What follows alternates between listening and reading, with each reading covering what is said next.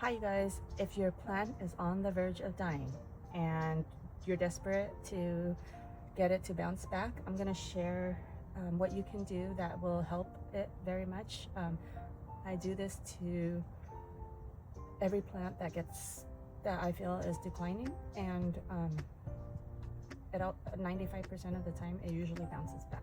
So let me show you guys. Okay, so I have an avocado tree here. It's called a reed avocado. They're very buttery and like meaty, and I really want this in our garden. And so, but what happened was when I first planted it, everything was good, and then I started noticing that the leaves were getting dried at the ends, and I knew that it wasn't getting enough water, or it wasn't taking in enough water because the tips were starting to brown.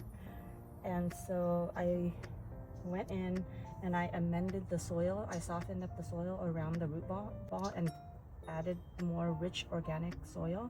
And I also added a handful of worms in the mix. And then I fertilized it, and then it was kind of starting to bounce back. And then what happened was, remember when we did the path, the pea gravel?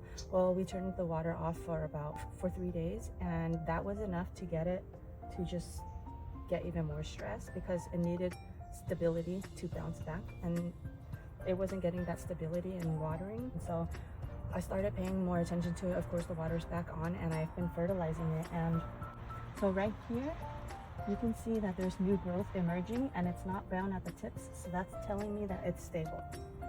The growth is stable, so that's what I'm watching for. I'm watching for the new growth to see if it continues to grow. So now that I'm seeing that it's getting stable again, I want to keep encouraging it, and so I'm going to give it a dose of my kind of plant therapy solution.